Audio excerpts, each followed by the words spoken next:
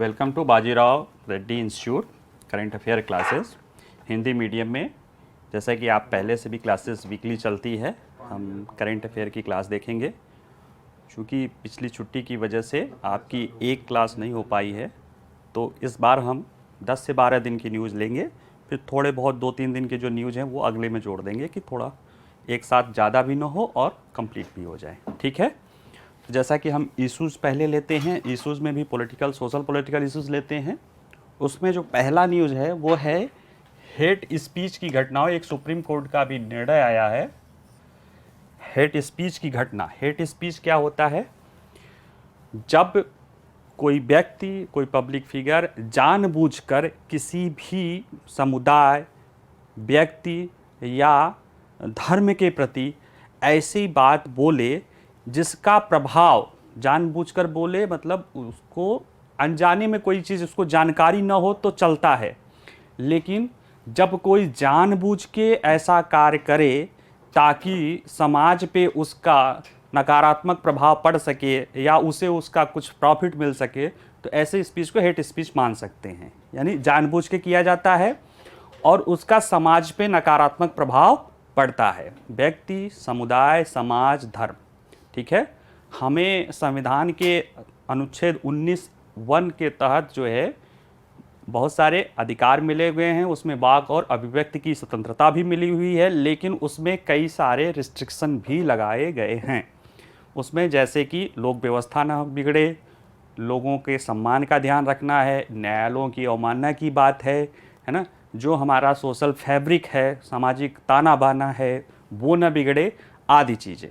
ठीक है, ये मामला है कुछ समय पहले जो है दिल्ली में भी ये बात हुई थी और उत्तराखंड में भी हुई थी, उत्तर प्रदेश में भी हुई थी। कुछ हिंदूवादी संगठनों ने इस तरह के भाषण दिए थे जिन्हें हेट स्पीच, जिन्हें लोग दूसरे समुदाय में निंदा के दृष्टि से देखा गया, और पुलिस काफ़ी दिन तक उस पर कार्रवाई नहीं की और एफआईआर करने के बाद भी उस तरह से एक्शन नहीं ली जिससे लगे कि हाँ कुछ करते हुए दिख रही है।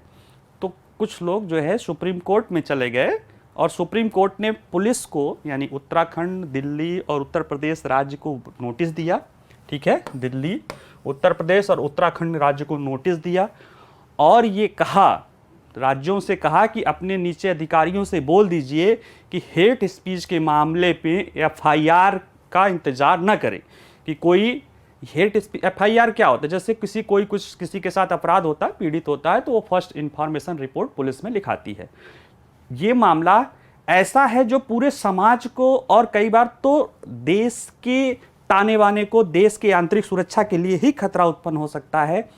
जैसे कि नुपुर शर्मा वाला मामला हुआ, जैसे कि उदयपुर वाला कांड हुआ, है ना। ये सब ऐसी चीजें होती हैं जिनका प्रभाव बड़ा दूरगामी होता है, हमारे सामाजिक ताने बाने को छिन्न भिन्न कर सकता है, जिसके बनाने के लिए बहुत सारे प्रयास होते रहे हैं। लेकिन एक छोटी सी घटना, छोटे से भाषण या कुछ ऐसी बातें होती हैं जो उसको छिन्न भिन्न कर देती है। तो ऐसे मामले में माननीय सर्वोच्च न्यायालय ने कहा कि पुलिस या सरकार एफआईआर का इंतजार न करे, स्वतः मोटिवेट होके उस पर एक्शन ले, उन पर एफआईआर करे और तदनुरूप कार्रवाई करे। ठीक है, और ऐसा कार्रवाई अगर नहीं किया जाएगा तो उसे क्या माना जाएगा? न्याय मानना। सुप्रीम कोर्ट ने नफरत भरे भाषणों को बेहद गंभीर मुद्दा बताया और क्या कहा, ऊपर नीचे कहिए, यानी उसको कहा कि पहले तो क्या ग्राउंड है वो तो बताते हैं कि अगर कोई ये कार्रवाई नहीं करेगा, चूंकि सुप्रीम कोर्ट का आदेश है, अगर अब इसकी कार्रवाई नहीं करेगा तो सुप्रीम कोर्ट ने कहा कि ये उसकी अवमानना मानी जाएगी। मेरे ख्याल से अगले पेज में है, वो आ जाएगा। ठीक है, ग्राउंड क्या लिया? Justice KM. जोसेफ और जस्टिस हृकेश राय की पीठ ने शाहीन अब्दुल्ला की ओर से दायर याचिका पर क्या उन्होंने जो आदेश में कहा, वो कहा कि राष्ट्र के पंथ निरपेक्ष ताने बाने को बनाए रखने के लिए नफरत फैलाने वाले भाषण किसी भी संप्रदाय, किसी भी समुदाय के द्वारा दिए गए हों, उससे, चूंकि हम पंथ निरपेक्ष फैब्रिक को बचाने की बात कर रहे हैं, तो ये किसी भी धर्म से जुड़े हुए लोगों द्वारा हो सकता है, उसको बगैर विचार किए उस पर सख्त कार्रवाई की जानी चाहिए। ठीक है, सुप्रीम कोर्ट ने कहा। अब देखिए यहाँ पे आप, ये न्यूज़ है तो ये है कि सुप्रीम कोर्ट हेट स्पीच पे करती है। आप लोग उद्देशिका पढ़ते होंगे पोल्टी में, ठीक है।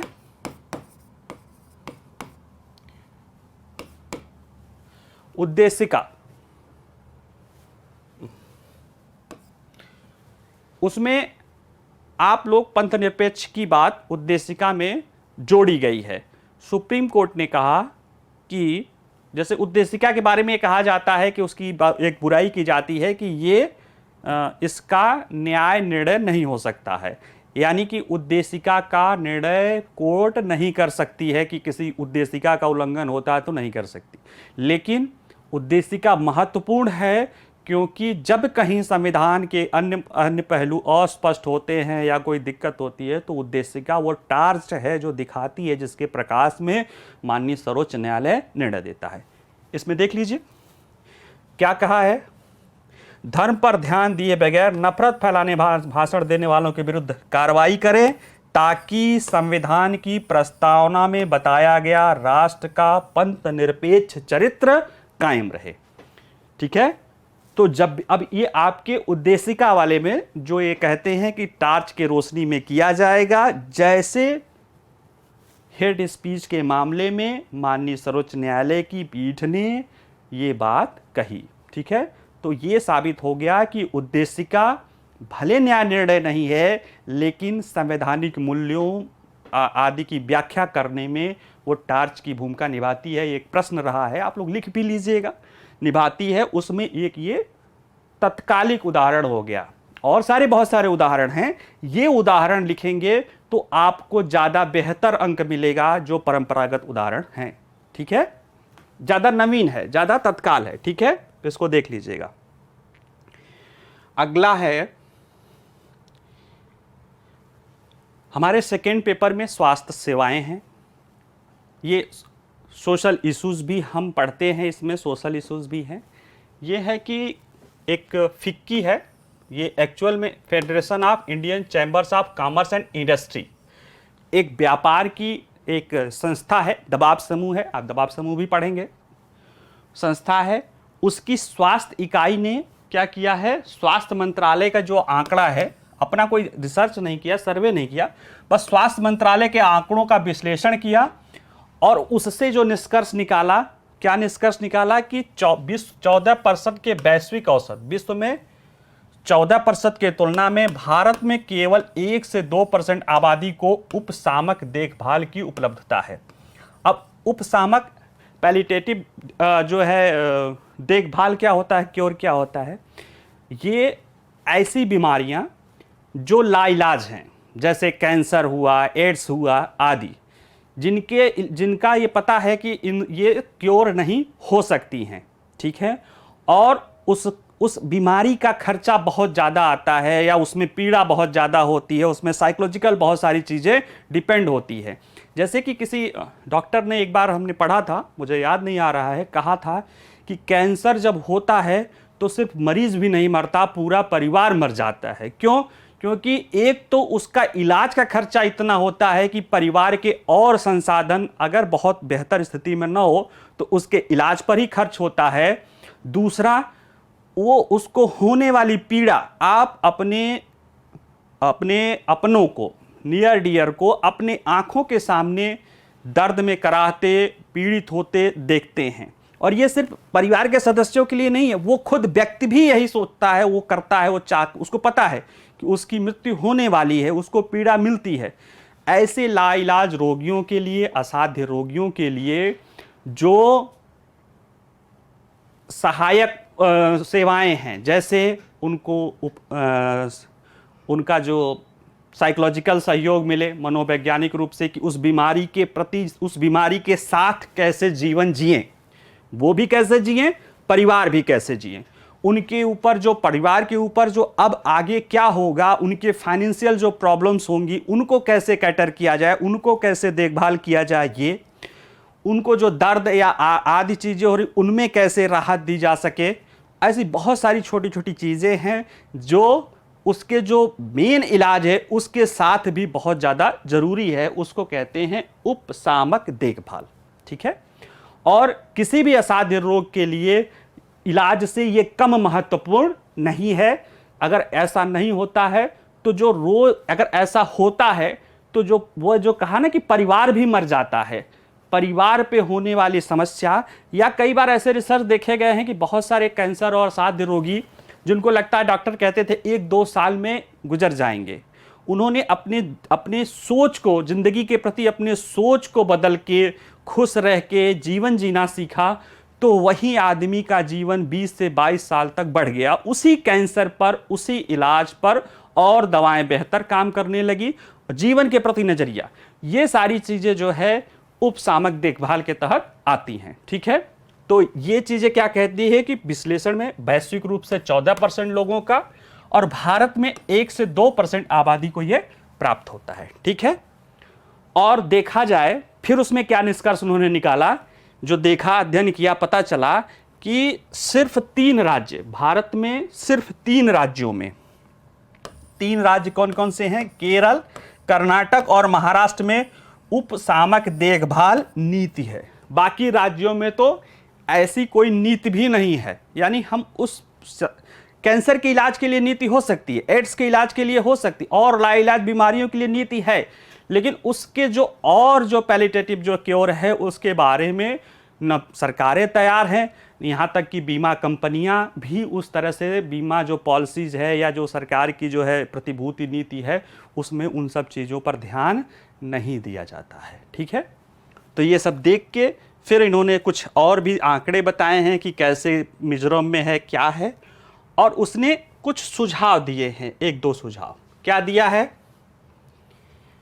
सरकार को सरकार की प्रतिपूर्ति योजना, साथ साथ निजी बीमा योजनाओं के तहत उपसामक देखभाल पैकेजों को भी शामिल करने के लिए प्रयास करने की आवश्यकता है।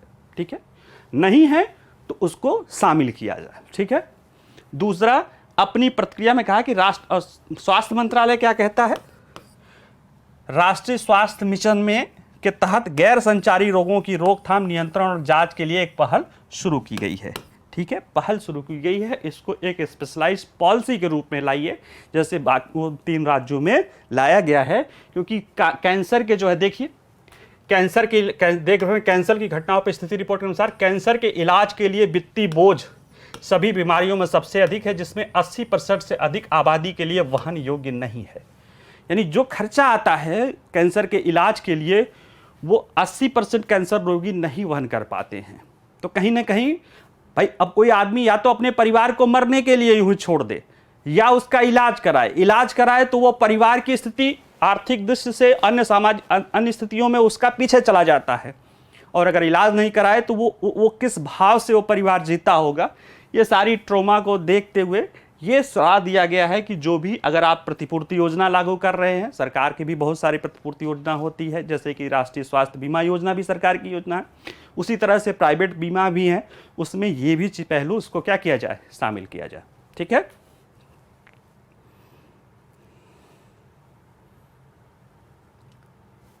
ये भी एक न्यूज़ था, कर्नाटक में SC ST के लिए आरक्षण बढ़ा।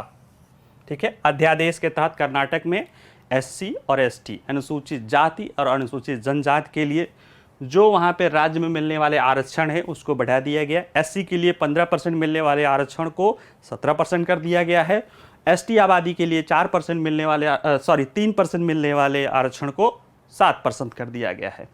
यानी कि जो पहले 15-3-18% आरक्षण था, अब उसको 24% कर दिया, यानी 6% की वृद्धि कर दी गई है। अब ये 6% की आरक्षण की वृद्धि जो है, कहीं ना कहीं पहले जो आरक्षण की सीमा थी वो 50% थी अधिकतम, अब वो बढ़ के कितनी हो गई है, 56% आरक्षण हो गई है। और ये एक संवैधानिक प्रश्न खड़ा कर दिया है। क्या संवैधानिक प्रश्न? ये एक सकारात्मक सरकार ने, कर्नाटक सरकार ने वहाँ की आबादी को, अपनी जनता को ज़रूरत के अनुसार उसने बढ़ाया, आरक्षण देने की व्यवस्था की कि भाई इतना बढ़ाया जाना चाहिए, उन्होंने बढ़ा दिया। लेकिन इसका जो अब वो प्रभाव पड़ेगा, जो अभी एक चुनौती उत्पन्न हो गई है सामने, वो ये हो गई है कि माननीय सर्वोच्च न्यायालय का आरक्षण को लेके एक जजमेंट है, उसे कहते हैं इंदिरा साहनी जजमेंट। इसमें सुप्रीम कोर्ट ने आरक्षण को तो कहा ठीक है, आरक्षण सही है, सरकार की योजना है, जरूरी है। तो इसमें आरक्षण मतलब सकारात्मक वेलफेयर पहलू को भी ध्यान दिया गया है, और इस निर्णय में साथ में योग्यता वाले पहलू को भी और समानता वाले पहलू, यानी जो योग्यता भी हो उसको भी ध्यान दिया गया है। यानी प्रशासन में, शासन में 50% कैप पे आप आरक्षण दे सकते हैं, और 50% से 50% सीटें सामान्य वर्ग के लिए रहेगी। सामान्य वर्ग मतलब ये नहीं कि वो सामान्य वर्ग, उसमें जो आरक्षित वर्ग के लोग हैं वो भी शामिल हो सकते हैं। यानी उस 50% में किसी भी तरह का आरक्षण नहीं रहेगा, 50% जो शेष है उसी में आरक्षण रहेगा।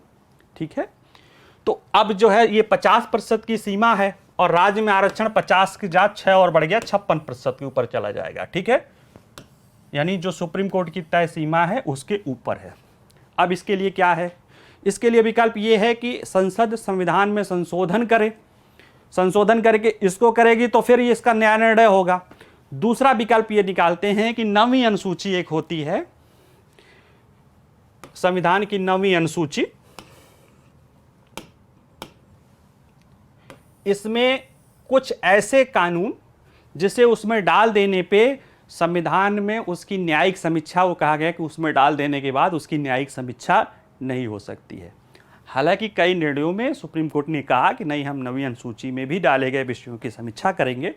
फिर भी अब इनके पास एक विकल्प ये बनता है कि केंद्र सरकार से कह के संविधान में संशोधन करके कर्नाटक के आरक्षण की व्यवस्था को उसमें डाल दे जाए। तो ऐसे कई राज्य जहां 50% के ऊपर आरक्षण है, उनको 9वीं अनुसूची में केंद्र सरकार संसद ने संशोधन करके 9वीं अनुसूची में जोड़ रखा है स्पेशल प्रावधान के रूप में। ठीक है, तो ये मुद्दा था, आप देख लीजिएगा।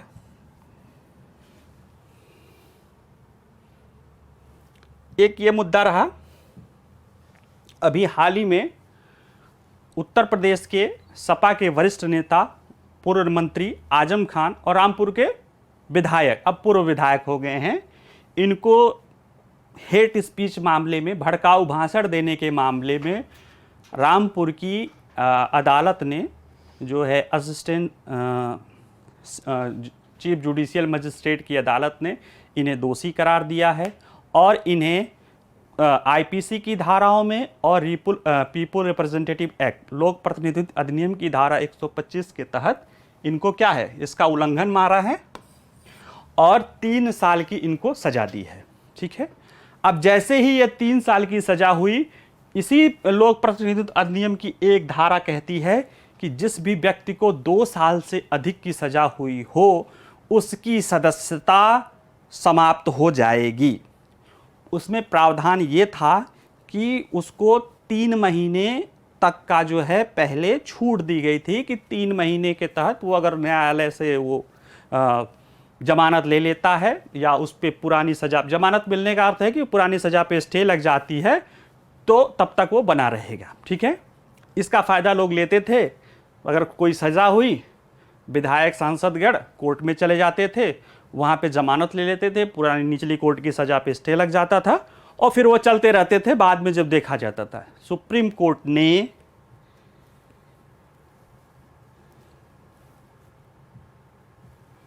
लिली थॉमस बनाम भारत संघ, इसको लोक प्रहरी बनाम भारत संघ भी कहते हैं, 2013 में ये निर्णय किया, नहीं, वो जो संविधान की धारा है, जो आरपीए की रिप्रेजेंटेटिव ऑफ पीपुल एक्ट 1951 की धारा 8 है, उसमें उसकी धारा 8 का 4 हिस्सा, ये तो किसी अपराध के मामले में दोषी ठहराए जाने वाले अलग अलग शर्तों के लिए कारावास की सजा के बाद, ठीक है, उसमें जो धारा 4 है वो असंवैधानिक है और उसको उन्होंने खारिज कर दिया और ये कहा कि जैसे ही सजा सुनाई जाती है उस व्यक्ति की सदस्यता उस सदन से खत्म हो जाती है। ठीक है, तो मामला ये था। इस आधार पे उत्तर प्रदेश विधानसभा सचिवालय ने इस हवाला देते हुए उसमें क्या कहा कि इनकी सदस्यता को समाप्त कर दिया। हालांकि विवाद हुआ है कि भाई पहली तो बात है जो उनको सज़ा दी गई है, जैसे कि खुद आजम खान जी ने कहा कि जो उन्हें सज़ा दी गई है वो अधिकतम है, यानी जिस धारा में इनको सज़ा दी गई है उस धारा में अधिकतम 3 साल तक की सज़ा हो सकती है।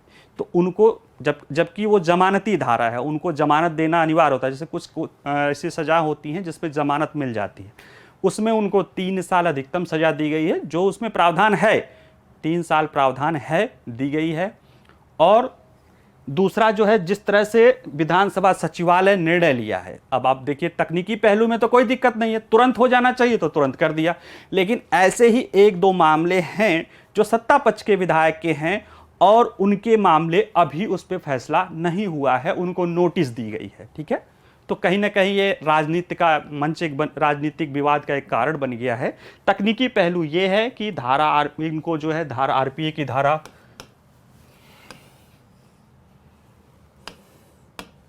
आरपीए की धारा 125 के तहत जो सजा दी गई थी, सजा देने वाले जज साहब ने कहा, वो बहुत इंपॉर्टेंट है, वो जान लीजिए, जरा सुन लीजिए। उन्होंने क्या कहा कि आरोपी एक कानून स्नातक है, यानी कि इसको कानून का भली भांति नॉलेज है, पूर्व कैबिनेट मंत्री हैं, विधानसभा के सदस्य हैं, यानी इनके पास ये नहीं कह सकते कि हमने अनजाने में कोई दिया।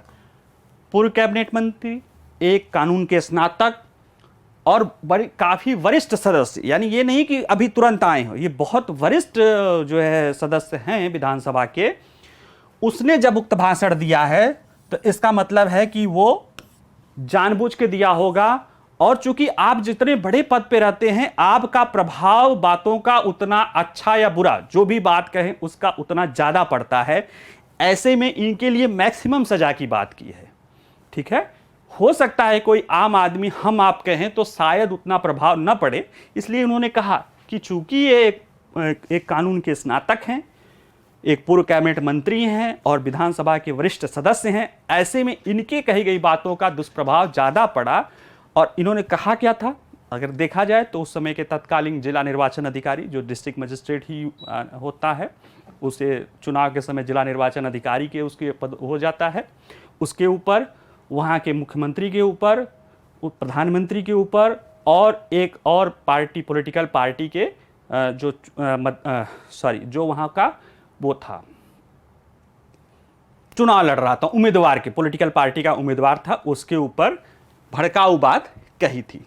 उसी समय इनके ऊपर एफआईआर हुआ था, जिसके एफआईआर हुआ था 2019 में, चुनाव, लोकसभा चुनाव के समय की बात है, ये वो लोकसभा में वहाँ के प्रत्याशी थे। ठीक है, चुनाव हुआ है, जिसका सजा अब दिया गया है, और सजा मिलते ही इनको तुरंत विधानसभा की सदस्यता से हटा दिया गया है। अब इनके पास, जैसे कुछ लोग कहते हैं विकल्प क्या है, तो फिर से वहाँ चूंकि उपचुनाव होगा, उपचुनाव में ये खड़े हो सकते हैं। उसके लिए इनको क्या करना पड़ेगा, हाई कोर्ट में जाना पड़ेगा, और हाई कोर्ट अगर उस सजा पे रोक लगा के इनको जमानत दे देती है तो ये फिर से जो है चुनाव लड़ सकते हैं, फिर से सदस्य बन सकते हैं। ठीक है, तो ये मामला है कि जो ये कहते हैं कि भाई क्यों ज़्यादा मैक्सिमम दिया गया, वो जज साहब ने कहा क्योंकि आप ऐसे ऐसे पद पे रहे हैं, इसलिए आपसे ज़्यादा बेहतर व्यवहार की उम्मीद की जाती है। इन्होंने नहीं किया, इसलिए उन्होंने जो मैक्सिमम सजा थी वो दे दिया। ठीक है, अभी एक मामला है, ये भी अच्छा मामला है, पीपल रिप्रेजेंटेटिव एक्ट से ही मामला है। रिप्रेजेंटेटिव ऑफ पीपल एक्ट लोक प्रतिनिधित्व अधिनियम से जो है जुड़ा है, आपके सिलेबस का है, मेंस का हिस्सा है, प्री में भी प्रश्न आता है। इसमें एक छात्र हैं आदित्य प्रसन्ना भट्टाचार्य जी, ये national law school university Bengaluru के, नालसा बेंगलुरु के छात्र हैं। इन्होंने सुप्रीम कोर्ट में एक याचिका दायर की कि जो विचाराधीन कैदी हैं या जो दीवानी मामलों में बंद हैं, ऐसे लोगों को मताधिकार का प्रयोग न करने देना गलत है और ये उनके अधिकारों का कहीं ना कहीं उल्लंघन है। ठीक है, तो 31 अक्टूबर को अभी सुप्रीम कोर्ट ने चुनाव आयोग को और केंद्र सरकार को, अन्य राज्य सरकारों को जो है इसमें उन्होंने नोटिस दिया है। ठीक है, तो फैसला और कहा कि हम याचिका की जांच करेंगे, यानी उसने स्वीकार कर ली है याचिका कि हम इस पर जांच करेंगे और देखते हैं क्या हो सकता है।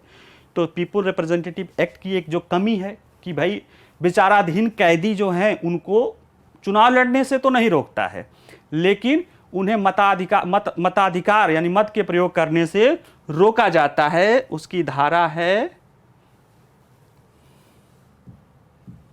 62(5) आरपीए जनप्रतिनिधित्व अधिनियम 1951 की धारा 62(5) में कहा गया है कि कोई भी व्यक्ति किसी चुनाव में मतदान नहीं करेगा यदि वह जेल में बंद है, चाहे वह सजा याफ्ता के तहत हो या कारावास, परिवहन या अन्यथा या पुलिस की कानूनी हिरासत। ठीक है, यानी इसमें जो भाषा प्रयोग करी गई है वो ऐसी की है। ठीक है, सजा याफ्ता है तो आप चलो, वो दंड उसको मिल चुका है, उसके सारे वैकल्पिक बंद हो गए हैं, अब वो उसमें है तो चलो आपका एक तर्क हो सकता है कि भाई जो सजा कर दे रहा उसको वोट मत देने का अधिकार नहीं है। लेकिन जैसे कि कोई हम पे आरोप लगाता है और हमें पुलिस गिरफ्तार कर लेती है, तो ऐसे करके अब हमें अपना मताधिकार का प्रयोग नहीं करना है। ये ठीक है कि मताधिकार का प्रयोग संविधान के तहत मूल अधिकार नहीं है, लेकिन संविधान का तो अधिकार है ही। अनुच्छेद 326 के तहत संविधान का तो अधिकार है ही, और पीपुल रिप्रेजेंटेटिव एक्ट के तहत क्या है, वैधानिक अधिकार भी है। ठीक है, अच्छा यहां ये बता दूं कि अगर प्रश्न आए वैधानिक अधिकार और संवैधानिक अधिकार तो आप संवैधानिक अधिकार लगाइएगा। एक बार यूपीएससी में प्री में क्वेश्चन आया भी था और सुप्रीम यूपीएससी ने संवैधानिक अधिकार लिया है। ठीक है, सुप्रीम कोर्ट ने दोनों लिया है, विभिन्न मामलों में अलग अलग लिया है, लेकिन संवैधानिक अधिकार तो है ही है। ठीक है, वैधानिक इसलिए कहता है क्योंकि पीपुल यही जनप्रतिनिधित्व अधिनियम 1900 की धारा के तहत दिया जाता है, इसके तहत नियोग्यता योग्यता की लगती है। ठीक है, अब लेकिन आंसर वही यूपीएससी ने लिया है। तो अगर संवैधानिक अधिकार और वैधानिक अधिकार की बात आए तो संवैधानिक अधिकार मारिएगा, मूल अधिकार नहीं है, यह ध्यान रखिएगा। ठीक है, अब इस पे सुप्रीम कोर्ट ने कहा है कि हम निर्णय करेंगे, जांच करेंगे, नोटिस दिया है, आइए जानिए, अब जो फैसला होगा वो हम फिर देखेंगे। ठीक है, तो प्री का फैक्ट, अनुच्छेद 26 के तहत वोट का अधिकार अनुच्छेद 26 के तहत एक संवैधानिक अधिकार है। ठीक है, ये एक हालिया फैसला है, 2 फिंगर टेस्ट, ये बैन हो चुका है। रेप पीड़िता महिलाओं का इस तरह से मेडिकल टेस्ट किया जाता रहा है। इसमें सुप्रीम कोर्ट ने इसे अनैतिक माना है, अमानवीय माना है, पीड़ित महिलाओं के लिए आक्रामक माना है, और ये कहा है कि ऐसा परीक्षण करने वाले कोई भी डॉक्टर्स या जो भी होंगे उनको क्या करना है, कदाचार का दोषी पाया जाएगा। स्पष्ट निर्णय दिया गया है। जस्टिस डीवाई चंद्रचूड़ की पीठ ने यह कहा है, वो कहा था कि मानसिक आघात झेल रही यौन उत्पीड़न की पीड़िताओं पर प्रतिगामी परीक्षण रिप्रेसिव है। ठीक है, पीछे एकमात्र कारण क्या है, यह देखना कि महिला लड़की पहले से सेक्सुअल उसका लाइफ में एक्टिव है कि नहीं है। ठीक है, जज ने कहा, जस्टिस ने कहा कि ये अब अप्रासंगिक हो गया है बलात्कार के मामले में कि लड़की का सेक्सुअल ओरिएंटेशन पहले कैसा रहा है, किसी और के साथ कैसा रहा है। जो मामला है उसमें लड़की ने सहमति दी है तो नहीं है, और अगर बगैर सहमति की है तो रेप माना जाएगा। हो सकता है कि आपके उसके संबंध रहे हों या किसी और से उसके संबंध रहे हों, इसका कोई भी प्रभाव नहीं पड़ेगा। ठीक है, तो वही जज ने कहा कि जो ये परीक्षण किया जाता है वो एक दोषपूर्ण तर्क है। दोषपूर्ण तर्क क्या है कि एक महिला पर विश्वास नहीं किया जा सकता है जब उसने कहा उसके साथ बलात्कार किया गया क्योंकि वो यौन रूप से सक्रिय थे। यानी किसी महिला का पहले से अगर वो यौन जीवन मतलब यौन सेक्स लाइफ में एक्टिव थी तो उस पर विश्वास नहीं किया जा सकता। ये एक दोषपूर्ण तर्क पे वो टेस्ट होता था। ठीक है, जिसकी कोई ज़रूरत नहीं है, न वो कोई वैज्ञानिक रूप से ये प्रूव करता है कि इसके साथ रेप हुआ है या नहीं हुआ है, तो इसको ये गलत अमानवीय मानते हुए इसको कहा रद्द हो गया। ठीक है, क्योंकि भारतीय साक्ष्य अधिनियम की धारा 53A में 2013 में संशोधन कर दिया गया था, और उसमें संशोधन करने के बाद ये चीज़ अपने आप सामने आ गई कि पीड़ित के चरित्र और उसके किसी व्यक्ति के साथ संबंध का रेप के निर्धारण में, यानी उसके चरित्र का उसके साथ हुए रेप के निर्धारण में कोई भूमिका नहीं रहेगी। ठीक है। तो बाकी ये परिवार कल्याण मंत्रालय को कहा है कि इन लोगों को नोटिस दो, ठीक है। अगली news, ministry of home affairs, गृह मंत्रालय ने गुजरात में 2 जिला कलेक्टरों को नागरिकता देने की अनुमति दी, ठीक है। यहाँ इसलिए लाया हूँ कि थोड़ा सा कुछ लोग इसको सिटीजनशिप अमेंडमेंट एक्ट से समझ लेंगे, थोड़ा सा इसको, हालांकि मैंने इसमें बताया है, न्यूज़पेपर में भी है, लेकिन न करें इसलिए लाया गया है, ठीक है। 2 जिलों कौन कौन से हैं? मेहसाणा आनंद के लिए है, कलेक्टरों को पाकिस्तान, अफगानिस्तान, बांग्लादेश के हिंदू, सिख, पारसी, ईसाई, बौद्ध, जैन समुदायों के सदस्यों को नागरिकता प्रमाण पत्र करने का अधिकार दिया गया है, ठीक है। ये पहले ही नहीं हुआ है, ये पहले भी हो चुका है, 16 में, 18 में, 21 में, ठीक है। लेकिन पहले भी जो हुआ है और ये जब भी हुआ है, ये दोनों ऐसे, इन देशों के ऐसे, इन 3 देशों से, पाकिस्तान, अफगानिस्तान, बांग्लादेश, इन 3 देशों के ऐसे समुदाय, हिंदू, सिख, पारसी, ईसाई, बौद्ध और जैन, 6 लोग हैं, 6 समुदाय के लोगों का, जिनके पास क्या हो?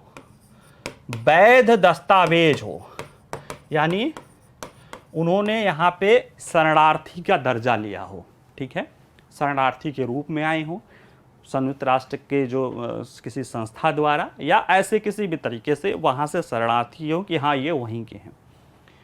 जो CAA है उससे ये क्यों अलग है वो समझिए, क्योंकि CAA इन्हीं 6 समुदायों को देता है, लेकिन ऐसे लोगों को जिनके पास वैध दस्तावेज नहीं भी हैं और वो दिसंबर 2014 के पहले तक भारत आ गए थे, ठीक है। दिसंबर 2014 तक वो भारत आ गए थे और उनके पास वैध दस्तावेज नहीं है और वो 6 समुदायों में हैं, उन 3 देशों से हैं, तो उनके लिए CAA बना है। बाकी नागरिकता के और जो प्रावधान हैं, अधिसूचना नागरिकता संशोधन अधिनियम, वो संशोधन करके गैर दस्तावेज वालों को भी शामिल किया गया था, उसका विरोध हो रहा है, उसके खिलाफ अभी सुप्रीम कोर्ट में भी, हालांकि लागू भी नहीं हुआ है और सुप्रीम कोर्ट में भी मामला गया है, अब देखिए क्या होता है।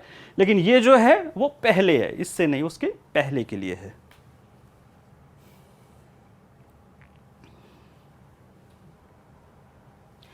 अभी एक अध्ययन हुआ था, अध्ययन सरकार ने ही कराया था, जो मंत्रालय है ग्रामीण विकास मंत्रालय, सरकार भी आंतरिक इंटरनल ऑडिट कराती रहती है कि जो हम योजनाएं लागू कर रहे हैं उनका क्रियान्वयन सही ढंग से हो रहा है कि नहीं हो रहा है, वो अपने लक्ष्यों को प्राप्ति करने में सफल हो रही हैं कि नहीं हो रही हैं। तो इस अध्ययन दल ने अध्ययन किया तो कुछ निष्कर्ष निकाला, उन्होंने कुछ प्रॉब्लम्स की ओर इंगित किया और कुछ निष्कर्ष निकाल के कुछ सुझाव दिए। जैसे पहला क्या था कि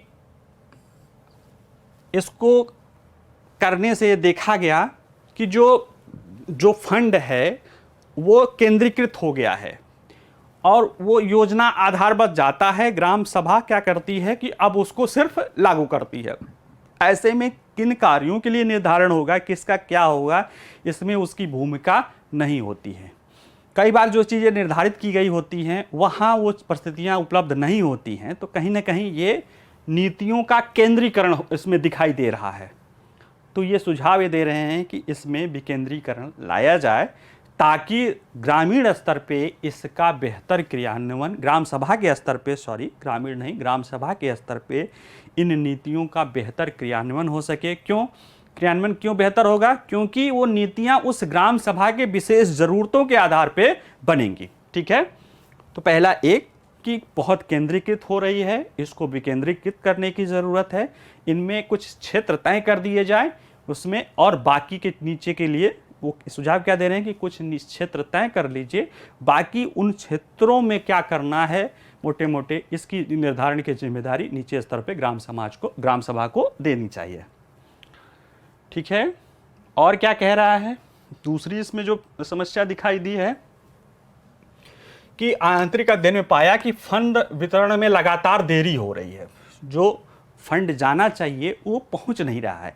उसमें दिक्कत क्या होती है कि जब वो फंड पहुंचता है तो जितने दर के लिए वो निर्धारित होती, कई बार वो दरें उससे ज़्यादा, जैसे जो कुछ सामान भी तो उसमें प्रयोग किया जाता है उनकी कास्ट, मटेरियल कास्ट बढ़ जाती है। ऐसे में वो कार्यान्वयन भी नहीं हो पाता है, तो जो योजना लोगों को रोजगार देने के लिए बनाई जाती है वो फलीभूत ही नहीं हो पाती है। तो इसके लिए सुझाव दिया कि एक रिवॉल्विंग फंड दे दिया जाए, जिसका उपयोग केंद्रीय फंड में अगर देरी हो रही है तो राज्य या जो जिला या ग्राम समाज अपने स्तर पर ये कर सकें। ठीक है। तीसरा जो है उसने देखा, इंपॉर्टेंट है कि कई राज्यों में मनरेगा की मजदूरी बाजार दर से, पहले जो बाजार दर से मतलब एक निर्धारित पहले 100 रुपये था, बाद में अब 214 रुपये, 210 रुपये और ज़रूरतों के अनुसार देखा जाता है, लेकिन कई राज्यों में बाजार दर से ये काफ़ी कम है। जैसे गुजरात में उसने देखा कि खेतिहर मजदूरों की न्यूनतम मजदूरी 324 रुपये 20 पैसे है, लेकिन मनरेगा मजदूरी 229 रुपये है। तो अब अगर 324 खेत में काम करेगा तो उसको न्यूनतम 324 मिलेगी, तो मनरेगा का 229 रुपये रखने का तो कोई तुक नहीं बनता, क्योंकि अगर आप खुद ही कम करेंगे तो उसको सेफ्टी नेट कहाँ मिला। जैसे जब एमएसपी पढ़ा रहा था, बताया था कि एमएसपी सरकार तय करती है कि इतना तो किसान को न्यूनतम मिलेगा ही, हाँ उससे ज़्यादा मिले तो वो अपना बेच ले। अब यहाँ तो न्यूनतम मजदूरी जो उसको मिल रही है बाहर खेत में वो ज़्यादा मिल रही है, आपका कम है, तो कहीं ना कहीं ये प्रभावी नहीं हो पाती है। यहाँ काम करने लोग आएंगे ही क्यों नहीं, तो फिर जो सेफ्टी नेट देने की बात होती है वो कहीं ना कहीं ब्रेक होता है। इसी तरह से जम्मू कश्मीर में, इसी तरह से अन्य राज्यों में भी अगर आप देखेंगे तो जो न्यूनतम मजदूरी है, जो मनरेगा की मजदूरी 200 सवा 200 के आसपास है, और न्यूनतम खेतिहर श्रमिकों की मजदूरी जिसको वो आधार बना के बनाया जाता है वो 300 से ऊपर ही है ज़्यादातर राज्यों में। ठीक है। तो कहीं ना कहीं मनरेगा पे लोग काम करना नहीं चाहते हैं, तो फिर या तो वो फंड अयोग्य रह जाते हैं या उसमें भ्रष्टाचार का मौका मिल जाता है बोगस एंट्री करा के काम करने के लिए। ठीक है। तो ये इसके लिए सुझाव दिया था कि उसको बराबर करने के दिशा में प्रयास किया जाए।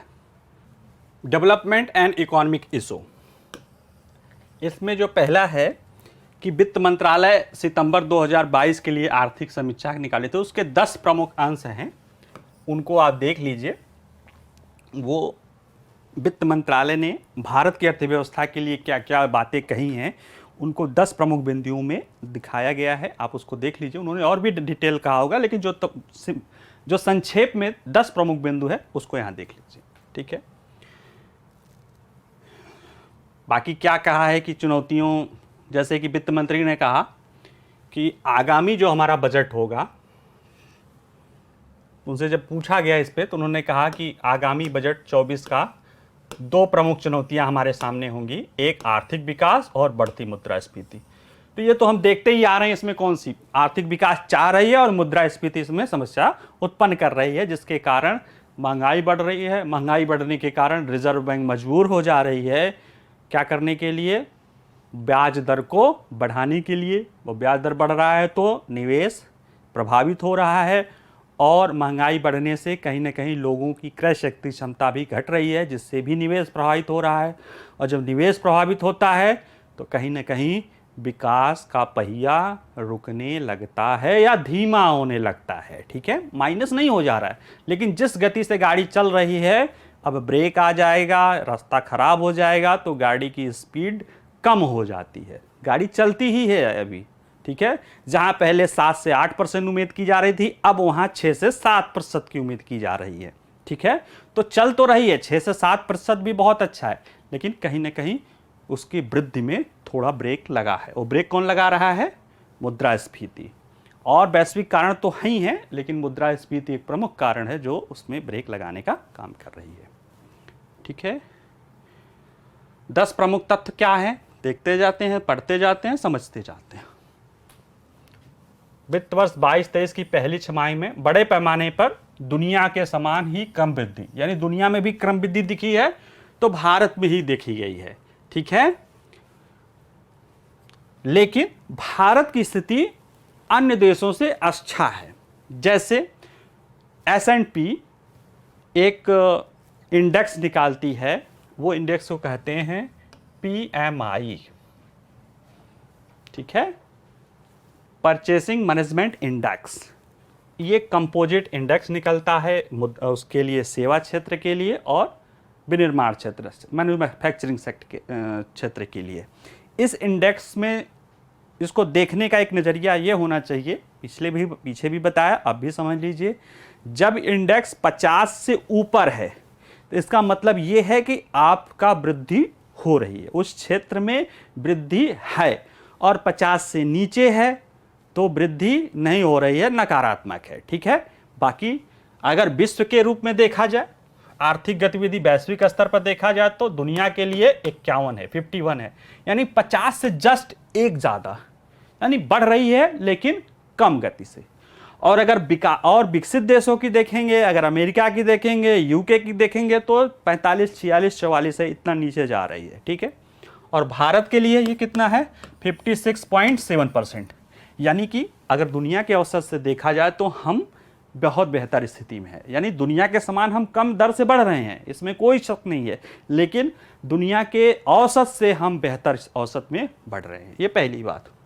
दूसरा क्या है, 6 महीनों के दौरान भारत के लिए खुदरा मुद्रास्फीति 7.2% रही है, जो विश्व की 8% की मुद्रास्फीति, यानी उसी 6 महीने के दौरान पूरे विश्व में देखा जाए तो 8% की इन्फ्लेशन रेट थी, खुदरा मुद्रा थी, CPI, कंज्यूमर प्राइस इंडेक्स थी। ऐसे में 7.2% ज़्यादा तो है। क्यों? क्योंकि हमारा टॉलरेंस लेवल जो MPC के लिए मैंडेट है, सरकार ने किया है, वो 4 ± 2, यानी 2 से लेके 6% तक मुद्रास्फीति हम टॉलरेट कर सकते हैं, और 6% से ऊपर है तो ये चिंता का विषय है, और MPC पर कहीं ना कहीं मॉनेटरी पॉलिसी कमेटी पर ये कहीं ना कहीं प्रश्न चिन्ह खड़ा कर रहा है। ठीक है। तो ये 7.2% है, चुनौती है, मुश्किल का खड़ा कर रहा है, लेकिन अगर वैश्विक स्तर के मुद्रास्फीति से देखेंगे 8% की तुलना में तो हम बेहतर स्थिति में हैं। ठीक है। वित्त वर्ष की दूसरी तिमाही में थोक मुद्रास्फीति घटकर 12.4% हो गई है। होलसेल प्राइस इंडेक्स, ये थोक मूल्य जो चुकाते हैं उनके लिए जो है, क्योंकि इसमें ज़्यादातर बाहर की आई हुई चीज़ों का भी प्रभाव पड़ता है, इसलिए ज़्यादा है। अब थोक मुद्रास्फीति का प्रभाव कंज्यूमर पे उतना वो पड़ेगा जितना उसका रिटेलर एब्जॉर्ब कर लेगा। जैसे कोई चीज़ मैं थोक व्यापारी हूँ, मैं किसी थोक व्यापारी से खरीदा 100 रुपये की चीज़, अगर 12% ही मान लो 112 रुपये में खरीदा, और अगर हम उसको 150 रुपये में या 130 रुपये में बेच रहे हैं, और हम 112 में खरीदने के बाद भी अगर हम 142 में कर दिए तो हम पूरा पास आउट कर दिए। लेकिन अक्सर देखा गया है कि रिटेलर अपने ग्राहकों को ध्यान में रखते हुए, उनको जुड़ाव को देखते हुए इसका अधिकांश हिस्सा वहन कर लेते हैं अपने प्रॉफिट में कमी के रूप में, और कमी जैसे 7.4 तो थोक मुद्रास्फीति है, और कंज्यूमर मुद्रास्फीति, खुदरा मूल्य जो है वो 7% के आसपास है, यानी कि बाकी हिस्सा जो है वो रिटेलर कहीं ना कहीं रिटेलर के प्रॉफिट में कमी के रूप में वो अपने को एब्जॉर्ब कर लेता है। तो ये घटा है, ये पहले और ज़्यादा था, ये 14% के आसपास था, ये घटा है 12.5, ये और घटेगा तो कहीं ना कहीं रिटेलर कुछ ना कुछ इसको यहाँ पे इस पर प्रभाव देखेगा, कुछ तो एब्जॉर्ब करेगा और कुछ और प्रभाव दिखने लगेगा, तो कहीं ना कहीं खुदरा मुद्रास्फीति भी धीरे धीरे कम होनी शुरू हो जाएगी। ठीक है। चौथा क्या है, जो महंगाई घटी है उसमें जैसे जो कमी आई है WPI में, उसमें जो देखा गया है कि जो RBI ने रेपो रेट में बढ़ाया था उसके कारण, और वैश्विक कमोडिटी कीमतों में भी गिरावट के कारण मुद्रास्फीति नियंत्रित हुई है। ठीक है। सरकार ने बताया कि RBI के रेपो रेट का और वैश्विक जो कमोडिटी में कीमतों में है कमी, उसका भी प्रभाव रहा है। साथ में सरकार कुछ और की थी, जैसे उत्पाद शुल्क, आयात शुल्क में कटौती की थी, ताकि जो हमारे यहाँ आ रही है चीज़ें आयात वो सस्ती हो जाए। निर्यात शुल्क लगाए थे ताकि यहाँ से चीज़ें जो जा रही थी, है ना भाई, जैसे खाद्य वस्तुएं, गेहूँ, चावल, आटा बाहर बहुत महंगा है, तो क्या करते हैं, यहाँ से लोग उसको बेचने के लाभ के चक्कर में बेचना चाह रहे थे, तो उस पर निर्यात शुल्क लगाया, शुल्क लगा दिया, तो उनको फिर चीज़ें वहाँ पे महंगी हो गई, तो वो निर्यात रुका। उस निर्यात के रुकने से यहाँ की जो डिमांड थी उसकी कम हो गई, जिससे खाद्य वस्तुओं पर थोड़ा, उनकी कीमतों पर थोड़ा नियंत्रण आया, खासतौर से चावल, आटा, गेहूं, दालों पर। ठीक है। और क्या कह रहा, अगले महीने में खुदरा खाद्य मुद्रास्फीति में और गिरावट आने की संभावना है। और जब इसमें खाद्य में भी आएगा तो बहुत बड़ा कंपोनेंट होता है कंज्यूमर प्राइस इंडेक्स का, इसलिए वो हेडलाइन खुदरा मुद्रास्फीति में भी कमी होने के आसार हैं, ऐसा सरकार बता रही है। और क्या है, जहां तक उसने कहा कि एक रुपए वाली बात थी कि रुपया डॉलर के मुकाबले नीचे गिर रहा है। ठीक है, ये इसमें कोई छुपी बात नहीं है, बहुत नीचे है, आज इतिहास रिकॉर्ड नीचे है। लेकिन अमेरिकी डॉलर के मुकाबले अगर देखा जाए तो भारत के जो रुपया है वो 5.4% नीचे गिरा है, उसके मूल्य में 5.4% कमी आई है। लेकिन जो एक DXY इंडेक्स में 6 प्रमुख मुद्राएं हैं, उनका प्रतिशत 8.9 है, यानी कि वो लगभग 9% और हम लगभग 5.5% हमारी मुद्रा की मूल्य कम हुआ है। और 6 प्रमुख मुद्राओं का औसत जो है 9%, लगभग 1 पॉइंट, यानी कहीं ना कहीं हम उनसे कम, हमारा मूल्य उन प्रमुख मुद्राओं के बनस्पति कम गिरा है। ठीक है, तो ये बातें हैं। अगला क्या है, 2022-23 में भारत के लिए वास्तविक आर्थिक विकास दर 6.8% होने की उम्मीद है, जो G20 में दूसरा सबसे अधिक है। पहला सबसे अधिक कौन था? सऊदी अरब था। तो वहाँ की स्थिति, वहाँ की अर्थव्यवस्था और हमारी अर्थव्यवस्था हम पीछे दिखाए थे कि जो भारत से आगे के जो 8-9 जो है देश हैं, उनका जो विकास दर है उन सबको जोड़ दिया जाए, उन सबकी GDP जोड़ दी जाए तो भारत की GDP का वो 40% या 50% के आसपास भी नहीं पहुंचते हैं। तो ऐसे में अगर बड़ी अर्थव्यवस्थाओं में देखा जाए तो भारत सबसे ज़्यादा तेजी से विकसित देश है, जिससे भारत की आर्थिक समृद्धि सबसे ज़्यादा है। ठीक है, 23-24 में 6.1% रहेगी, जो G20 में फिर सबसे अधिक हो जाएगी। अभी हम दूसरे स्थान पे हैं 6.8% पे भी, और 6.1% पे हम पहले स्थान पे हो जाएंगे। ठीक है, यानी उसको भी क्रॉस कर जाएंगे। चिंता क्या है? वैश्विक ऊर्जा कीमतें और आपूर्ति चिंता का विषय बनी हुई है। भू राजनीतिक संघर्ष अभी भी आपूर्ति श्रृंखला को, दबाव को तेज कर सकता है। ठीक है, तो जब ये स्थितियां और बिगड़ेंगी तो स्थिति बात की है, लेकिन अभी स्थिति जो दिखा रही है उसके अनुसार ये है कि 6.8% हमारी आर्थिक वृद्धि दर है, जो G20 में दूसरे स्थान पे है, और 2023-24 में 6.1% रहने के बावजूद भी हम G20 में पहले स्थान पे हो जाएंगे। और जो ये दूसरा स्थान वाला है ना, उसकी GDP और हमारे GDP में बहुत ज़्यादा अंतर है। ठीक है, क्योंकि तेल की कीमतों से ज़्यादातर देशों का तेल निकल रहा है और वहाँ की ज़्यादातर कमाई तो तेल से ही आती है। ठीक है, तो तुलना नहीं करनी चाहिए कि भाई हम GDP में दूसरे स्थान पे हैं। डी फैक्टो देखा जाए तो कहीं ना कहीं हम G20 में सबसे अच्छे दर से विकास कर रहे हैं। ठीक है,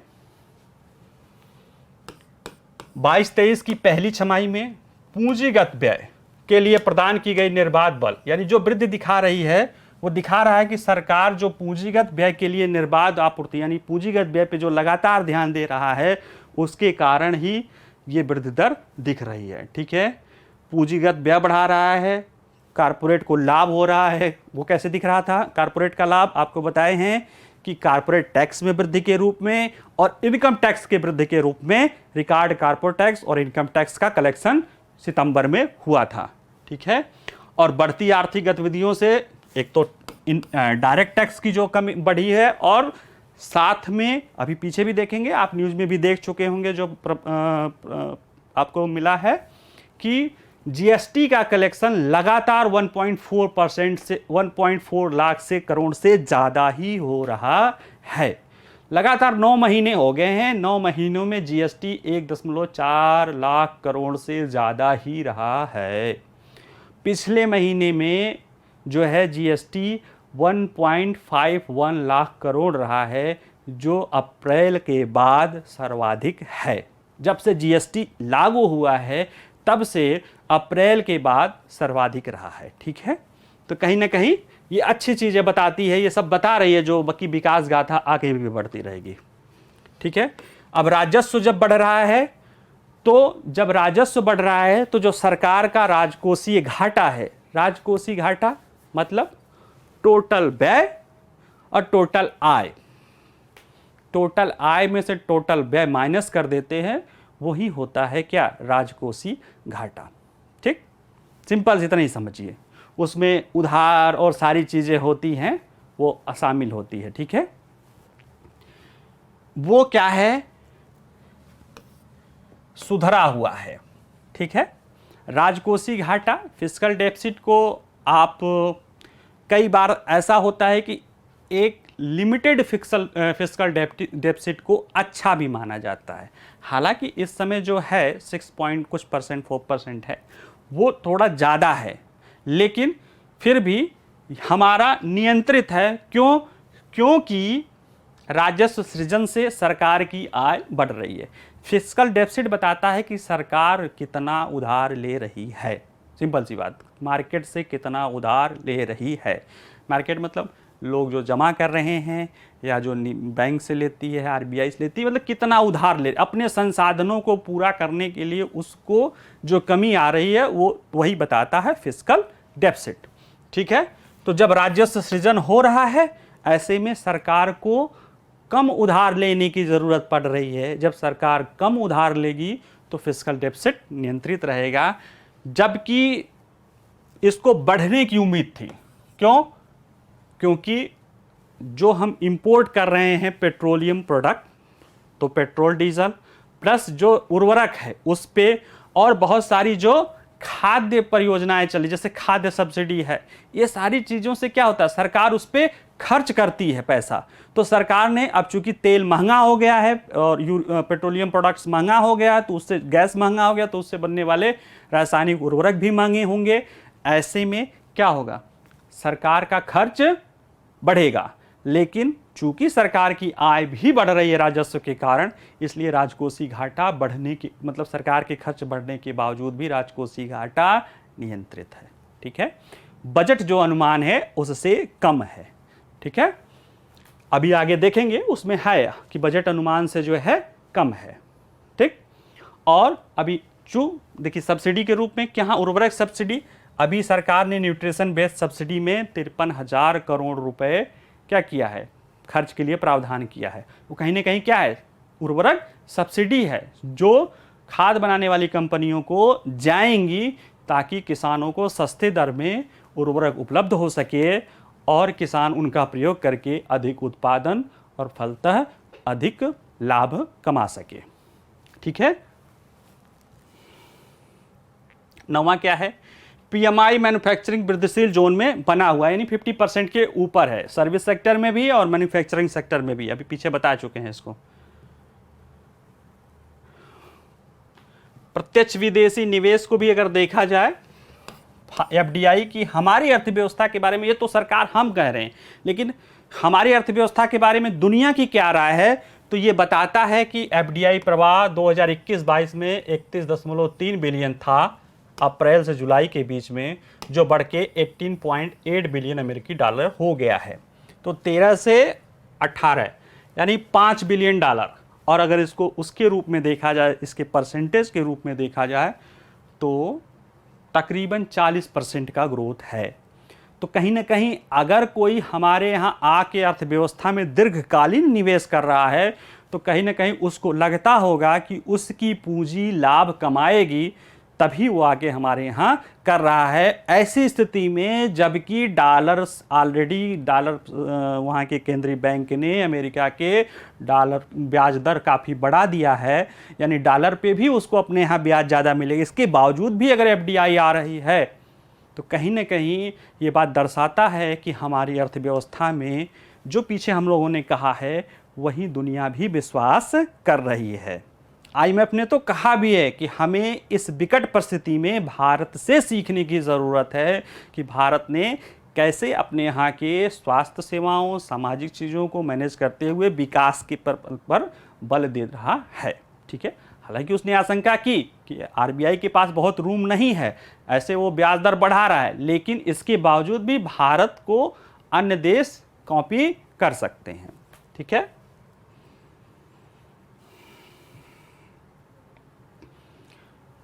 जो अभी बात कही गई थी वही बात इसमें है कि अभी 22 अक्टूबर को सरकार 75,000 युवाओं को सरकारी नौकरी देने के लिए नियुक्ति पत्र दिया था। उसी समय श्रम और रोजगार मंत्रालय एक संचालित NSC पोर्टल है, नेशनल कैरियर सर्विस पोर्टल पे 30 सितंबर तक 4,51,040 वैकेंसीज थी।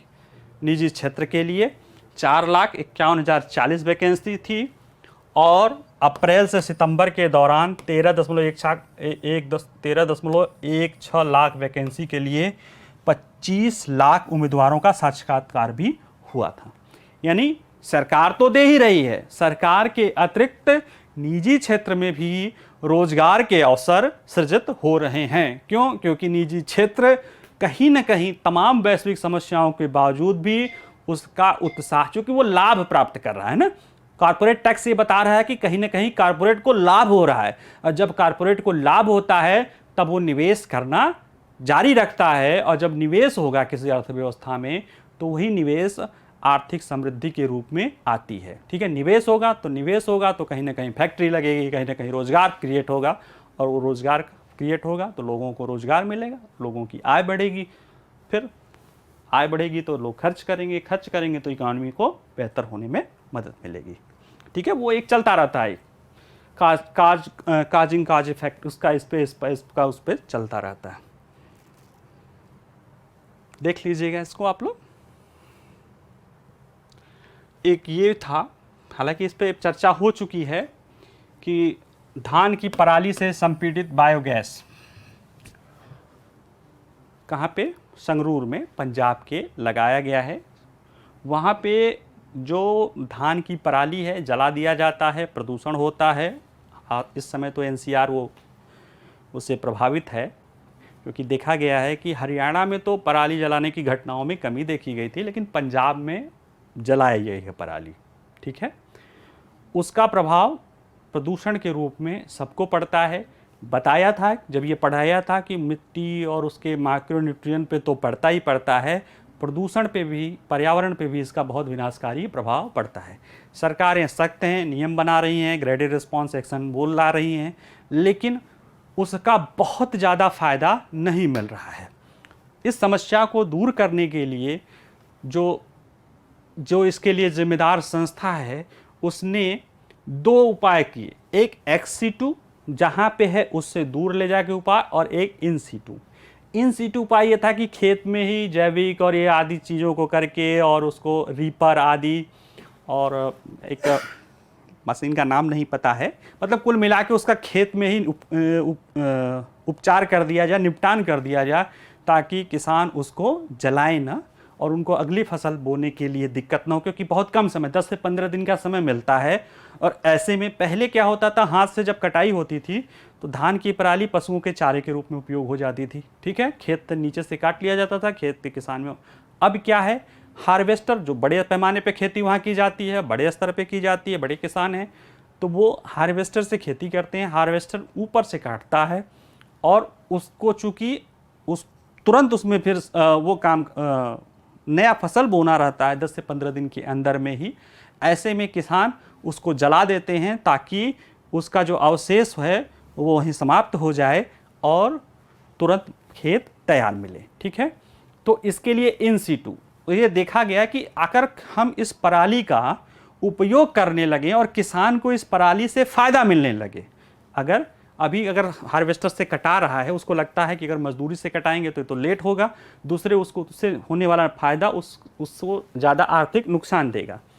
तो अगर हम उस जो पुआल की पराली है या जो फसल अवशेष हैं उसका किसान को वाजिब दाम मिलने लगे या उसको अच्छी कीमत मिलने लगे, तो फिर वो प्रेरित होगा कि उसको निकाला जाए, जलाने की जगह उसको। भाई अगर आपको कोई पैसा दे तो आप थोड़ी नहीं जलाएंगे, अगर कोई चीज़ आपको पैसा देगी, लाभ देगी, तो आप इतने बेवकूफ़ तो है नहीं कि उसको जलाएंगे। फिर वो क्या करेंगे, आप उसको ले जाके उसका इस्तेमाल, उसको बेच के तुरंत लाभ कमा सकते हैं। तो इसी तरह की ये परियोजना है CBG, संपीड़ित बायोगैस, इसमें बनाई जाती है, जिसका पराली से बनाया जाता है। इसमें किसानों को एक स्पेसिफिक लिखा हुआ है कि कुछ उनको आय मिलती है, मतलब ये है कि पर एकड़ इतना पराली यानी पर टन पराली के आधार पे आपको इतना मिलेगा, तो वो आय इतनी रहती है कि किसान अगर अपनी पराली को निकालता भी है तो उसको फ़ायदा मिलता है। नहीं तो बहुत सारे लोग ऐसे भी तैयार हो जाएंगे जो क्या करेंगे, ठीक है भाई आपकी खेत है, हम इसको ले जाके बेच देंगे, कोई दिक्कत नहीं, किसान को भाई खाली हो जाएगा, कुछ नहीं भी मिलेगा तो उसको बगैर कुछ किए उसको, अभी तो डर है कि कहीं ना कहीं प्रशासन तंग करेगा, प्रशासन पकड़ेगा, वो होगा, किसान को भी बुरा लगता है, धुआं होता है, लेकिन किसान को अपनी अगली फसल की पड़ी है, क्योंकि अगर वो नहीं होगा तो उसके बच्चे भूखों मर जाएंगे। ठीक है, तो इसलिए ये जो XC2 योजना है कि वहाँ से ले जाके किसी पर्टिकुलर एरिया में इस तरह से करके पराली या फसल अवशेषों का इस्तेमाल करके, एक तो प्रदूषण से फ़ायदा, दूसरे किसानों को अतिरिक्त आय मिलेगी, तीसरे इससे जो बायोगैस बनेगी वो कहीं ना कहीं जो हमारे लिए जो LPG होती है उसके विकल्प के रूप में उभरेगी, और जो हमारा पेट्रोलियम आयात पे जो बिल है वो घटाएगा। तो एक साथ ये कई सारी किसानों को आय भी बढ़ाएगी, पर्यावरण भी संरक्षित करेगी, और जो हमारा आयात बिल है उसको भी कम करने में मदद करेगी। ठीक है, तो इस तरह के प्रयास ये XC2 प्रयास में आते हैं।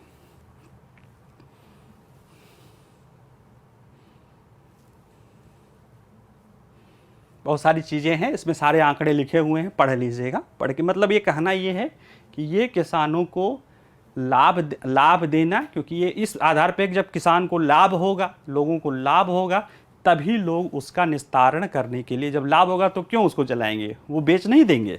ठीक है, तो एक जो तंत्र होगा कि जो है अपशिष्ट से धन, देखिए इसमें लिखा है ना, थोड़ा सा आंकड़े भी देख लीजिए, जो कह रहा हूँ उसी को ये बता रहा है। इसमें धान की पराली से एस्टेट योजना के अनुसार 46 रुपये प्रति किलोग्राम के मूल्य के CBG का उत्पादन किया जाएगा। ठीक है, जो CBG उत्पादन किया जाएगा उसका मूल्य 46 रुपये किलोग्राम होगा, और जो LPG है वो अगर 14 किलो का सिलेंडर सब्सिडी के आधार पर भी देखा जाए तो 1100-1200 यानी 70-80 रुपये किलो है, तो कहीं ना कहीं ये सस्ता पड़ेगा। ठीक, और दूसरा वो उनके लिए हम आयात अपना डॉलर चुकाते हैं, पेट्रोल डॉलर के रूप में हमें भुगतान करना पड़ता है। इसमें क्या होगा कि हमारे घर का चीज़ घर के अंदर रहेगा। ठीक है, तो क्या कह रहा है कि एक एकड़ फसल से धान की भूसी से 17,000 रुपये से अधिक का ऊर्जा उत्पादन प्राप्त किया जा सकता है। ठीक है, अनाज के मुख्य उत्पादन में 30% से अधिक का अतिरिक्त ये रहेगा। अगर हम पराली से CBG बनाते हैं तो 17,000 रुपये अतिरिक्त आय जनित होगी। ये कहीं ना कहीं किसान को एक 30% अतिरिक्त आय दिया, और पर्यावरण का भी हल हो गया, और साथ में हमारा जो आयात बिल है वो भी घटा। जो ना OPEC देशों की दादागिरी, OPEC प्लस देशों की दादागिरी चल रही है कि जब मन करता है वो चीज़ें, एक ऑलरेडी दुनिया में मंदी के दौर है, पेट्रोलियम दाम बढ़ा हुआ है, ऐसे में वो कटौती भी कर रहे हैं। ठीक है, तो इस तरह की दादागिरी से भी कहीं ना कहीं कमी आएगी।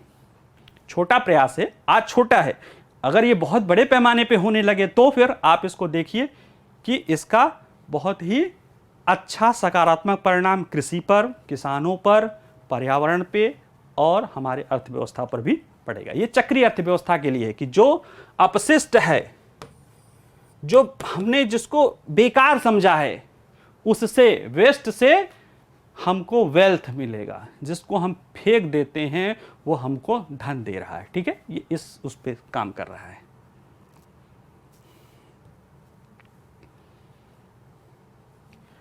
GST कलेक्शन के बारे में है, पिछले भी बता चुके हैं कि अक्टूबर में 1,51,718 करोड़ रुपए हुआ है राजस्व, जो पिछले साल में इसी अवधि में 16.6% ज़्यादा है।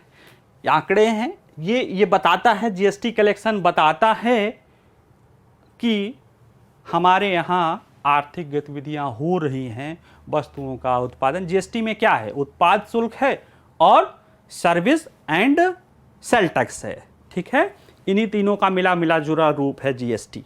तो अगर GST का कलेक्शन बढ़ रहा है तो कहीं ना कहीं उत्पादन भी बढ़ रहा है, वस्तुएं ज़्यादा बेची भी जा रही हैं और सेवाएं भी ज़्यादा जनरेट हो रही हैं। ठीक है, तो 1,92,000 करोड़, ये एक इंडिकेटर ये बताता है कि हमारी अर्थव्यवस्था में आर्थिक क्रियाएं हो रही हैं, और ये लगातार लगातार 9वां महीना है जब लगातार 9वां महीना है जब मासिक जीएसटी राजस्व 1.4 लाख करोड़ रुपए के स्तर से अधिक रहा है। ठीक है, अब बाकी आंकड़े हैं, इससे ज़्यादा इसमें जानने की ज़रूरत नहीं है। देख लीजिएगा किन किन राज्यों में कहाँ कहाँ वृद्धि, जैसे हरियाणा में 37% की वृद्धि हुई, कर्नाटक में 33% की, कई जगह कुछ कम रहा, तो ये सब आप देख लीजिएगा।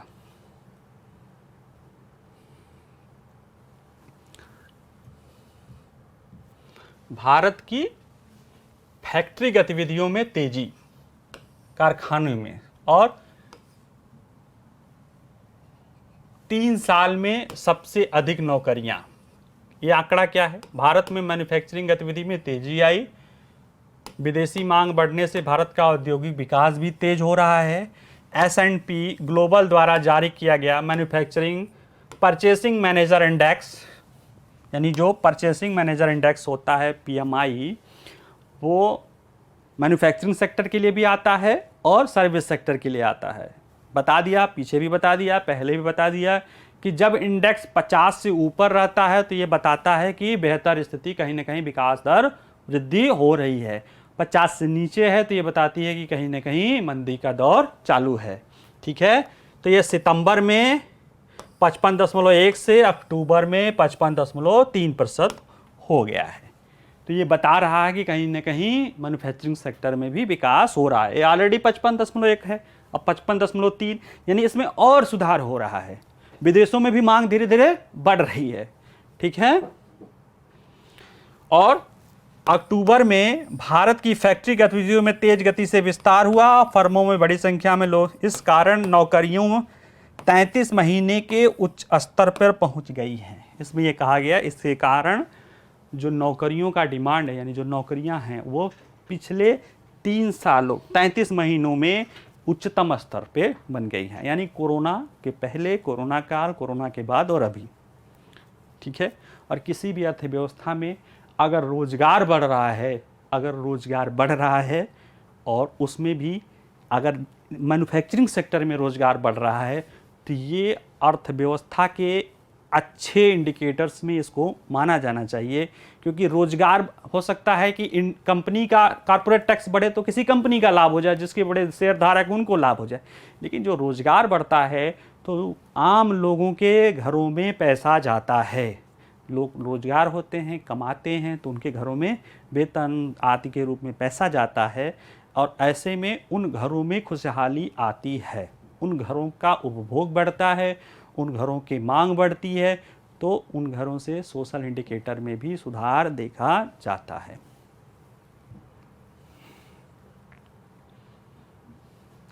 इसी में एक आंकड़ा है कि 16वां महीना है जब भारत की फैक्ट्री गतिविधि की रीडिंग 50 से ऊपर बनी हुई है।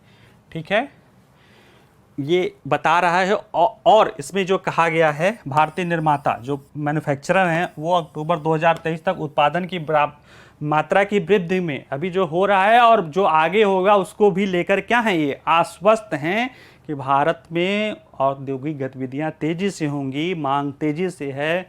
अगर गाड़ी वाड़ी क्षेत्र का देखा जाए, व्हीकल का, कई सारी ऐसी गाड़ी कंपनियों की गाड़ियां हैं जो 1-1 साल के उस पर वेटिंग पीरियड में हैं। लोग मांग कर रहे हैं लेकिन डिमांड नहीं उत्पन्न हो रही, मतलब लोग वो पूरी नहीं कर पा रहे हैं। कोई भी कार हो, शायद कोई भी कार हो जो एक आइए और तुरंत लेके चले आइए, जो भी अच्छी कार है जिसका भी थोड़ा नाम है, वो 1 सप्ताह से लेके 1 साल 1.5 साल तक की वेटिंग पे हैं। चाहे विदेशी हो, चाहे देसी हो, चाहे जो इंपोर्ट हो रही है, उनकी भी बात है। तो ये है, मांग इतनी ज़्यादा है कार सेक्टर में और सेक्टर में, लगभग ऐसी स्थिति हर सेक्टर में है। और यही भाव जो विनिर्माताओं में यही भाव है जिसके कारण ये इंडेक्स ऊपर बना हुआ है, ये निवेश कर रहे हैं। ठीक है, जब हमें, जैसे हम उद्योगपति हैं, हमें लगेगा कि हम जो उद्योग कर रहे हैं, हम जो माल बना रहे हैं, ये आगे बिकेगा, तभी हम निवेश करेंगे, नहीं तो अपना क्या करेंगे, अपने आप को समेट लेंगे। जो क्यों भाई, हम घाटा उठाने के लिए, हालांकि बिजनेस में रिस्क होता है, लेकिन घाटा उठाने के लिए तो कोई काम नहीं करता है। आदमी को लगता है कि आज हम रिस्क ले रहे हैं, हम निवेश कर रहे हैं, तो भविष्य में इसका फ़ायदा हो सकता है, तो उनका ये मानना है कि अक्टूबर 2023 तक उत्पादन में और ज़्यादा वृद्धि होने की संभावना है। ठीक है,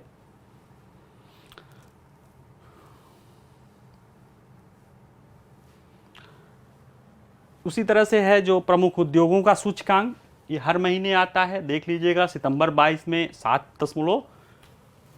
पिछले सितंबर 21 के तुलना में, सितंबर 22 में सितंबर 21 के तुलना में 7.9% बढ़ा है। इसमें जो कच्चा तेल किस में बढ़ा है? सीमेंट में, कोयला में, उर्वरक में, बिजली में, स्टील, रिफाइनरी उत्पाद उद्योग का उत्पादन पिछले वर्ष की इसी अवधि की तुलना में बढ़ा है। और जो रेड से है यानी कच्चा तेल एवं पेट्रोलियम, प्राकृतिक गैस उद्योग का उत्पादन पिछले वर्ष की इसी अवधि की तुलना में घटा है। ठीक है, ये जो 8 उद्योग होते हैं अर्थव्यवस्था के, औद्योगिक क्षेत्र वैसे भी अर्थव्यवस्था का बैकबोन होता है और औद्योगिक क्षेत्र में भी ये आधारभूत उद्योग हैं। अतः इसमें जो ऊपर या नीचे होता है ये अर्थव्यवस्था के आगे क्या होगा दीर्घकाल में, इसके बारे में ये सूचना देने लगता है। तो ठीक है, इसमें 8 हैं, इनके 14 पॉइंट औद्योगिक उत्पादन सूचकांक में 40.7% है। ये सारे आंकड़े हैं, इसमें देख लीजिएगा। कोयला भारांक, जैसे कुछ प्री के भी तथ्य हैं, जैसे कोयला है उत्पादन का भारांक 10.33% है। ठीक है, इसमें तुलना में यानी सितंबर 22 के तुलना में सितंबर 21 की तुलना में सितंबर 22 में 12% की वृद्धि हुई थी। ठीक है, और अप्रैल से सितंबर महीना, अप्रैल मतलब जो हमारा फाइनेंशियल ईयर है 1 अप्रैल से लेके 31 मार्च तक, तो अप्रैल से सितंबर 2022-23 में उसी अप्रैल से सितंबर 2021-22 की अवधि की तुलना में 21% की वृद्धि हुई। यानी पिछले सितंबर से इस सितंबर में तुलना करेंगे तो कोयला उत्पादन में 12% की वृद्धि हुई है, और पिछले अप्रैल से सितंबर की तुलना इस साल के अप्रैल से सितंबर में करेंगे तो 21% की वृद्धि हुई है। ठीक है, कच्चा तेल का उत्पादन भारांक 8.98% है। इसमें सितंबर में 2022 में पिछले सितंबर 2021 की तुलना में 2.3% की कमी देखी गई है। ठीक है, जो पिछला सितंबर में से इस सितंबर में 2.3% की कमी देखी गई है कच्चा तेल में। ठीक है, और संचयी आधार मतलब अप्रैल से सितंबर 2021 और अप्रैल से सितंबर 2022 की जब तुलना करते हैं तो भी 1.3% की कमी देखी गई है। प्राकृतिक गैस में भारांक इसका भी 6.8% होता है। सितंबर 2022 में 21 की तुलना में 1.7% घट गया है, और इसका संचयी सूचकांक 1.8% बढ़ा है। यानी अगर अप्रैल से सितंबर 2021 की तुलना अप्रैल से सितंबर 2022 से करेंगे तो 21 की अपेक्षा 22 में 1.8% बढ़ा है, लेकिन सितंबर 2021 की तुलना मतलब सितंबर 2022 की तुलना सितंबर 2021 से करेंगे तो 1.7% घटा है। बाकी सब पढ़ लीजिएगा कि क्या इसमें, इसलिए जहां रेड है, मैंने जहां आपके न्यूज़ में रेड दिखे इसका मतलब है कि वो घट गया इस आंकड़ों में। ऐसे अगर कहीं रेड है तो इसका मतलब वो फोकस्ड कर रहा है कि आप उस पर ध्यान दो। लेकिन जब भी आप चूंकि लगातार जुड़ेंगे, और इसी तरह मैं करूँगा कि जब भी इंडस्ट्रियल प्रोडक्शन वाला हो, सूचकांक वाला हो, इसमें जो रेड से हो इसका मतलब है कि वो माइनस हुआ है उसमें, तभी वो रेड से मैंने किया है। ठीक है, बाकी जो ब्लैक है इसका मतलब वो सब बढ़े हैं। तो अगर इसमें देखा जाए रेड वाले में तो एक कच्चा तेल घटा हुआ है और प्राकृतिक गैस घटा है, बाकी सारे क्या हैं, बड़े हैं। ठीक है, तो आसान हो जाएगा आपको समझने में भी। जहां रेड दिख जाए इसका मतलब है कि इस सेक्टर में कमी आ गई है, इस इंडस्ट्रियल प्रोडक्शन वाले में ही ये बात मैं करूंगा। बाकी जगह रेड है या वो है तो वो आपको फोकस देने के लिए किया जाता है। मैं करता हूं, न्यूज़ में नहीं, मैं करता हूं, मैं अपने नोट्स में करता हूं जो आपको डेली आता है या इसमें आता है। वित्त वर्ष 2022-23 के प्रथम छमाही का राजकोषीय घाटा फिस्कल डेफिसिट 6.2% है। लाख करोड़ रुपए के पार हो गया है। ठीक है, 6.2 लाख करोड़ रुपए हुआ है। पिछले साल कितना था? 5.72 लाख करोड़ रुपए। ठीक है, यानी कि सरकार ने लगभग 6 महीने में 1 लाख करोड़ रुपए पिछले साल से ज़्यादा उधार लिया है। ठीक है, तो ज़्यादा खर्चा करना पड़ेगा। इसमें महंगाई की भी बहुत भूमिका होती है, ये याद रखिएगा, क्योंकि महंगाई दर आज क्या है? 7% के ऊपर बनी हुई है, 7% के ऊपर है। इसका मतलब जब ये खर्चा हुआ होगा तो अगर 3% है, आज 7% है, तो 4% तो महंगाई की वजह से दाम बढ़ सकता है। ठीक है, तो इसलिए फिर भी होलिस्टिक कंफ्यूज न करके होलिस्टिक आंकड़ों में बताएं तो अभी 6.2 लाख करोड़ है, जो एक साल पहले 5.27 लाख करोड़ था। ठीक है, और क्या है इसमें? अप्रैल से सितंबर की अवधि में राजकोषीय घाटा कुल वार्षिक अनुमान कि हमने बजट में अनुमान लगाया था, उसका 37.3% को छू गया है। अप्रैल से सितंबर, अप्रैल, मई, जून, जुलाई, अगस्त, सितंबर, यानी कि 6 महीने में ये 37.3% को छुआ है। तो यानी कि हमने जो अनुमान लगाया है साल भर के लिए, उसका 6 महीने में 37.3% है। यानी कि अभी हमारे पास है कि सरकार के पास अभी है कि वो अपने खर्च को बढ़ाएगी, क्योंकि अनुमान जो लगाएगी, और चूंकि राजस्व बेहतर हो रहा है, ये ऐसा नहीं कि सरकार ने खर्च कम किया है ना, जो राजस्व ज़्यादा आ रहा है उसकी वजह से सरकार का जो खर्च हो रहा है एक्स्ट्रा, मुद्रास्फीति को, जो पेट्रोलियम प्रोडक्ट या खाद्य उर्वरक या उर्वरक सब्सिडी या खाद्य सब्सिडी या पेट्रोलियम प्रोडक्ट में जो सब्सिडी में सरकार या जो और भी चीज़ों पे खर्च हो रहा है, वो रेवेन्यू से उसको मेकअप हो जा रहा है। ठीक है,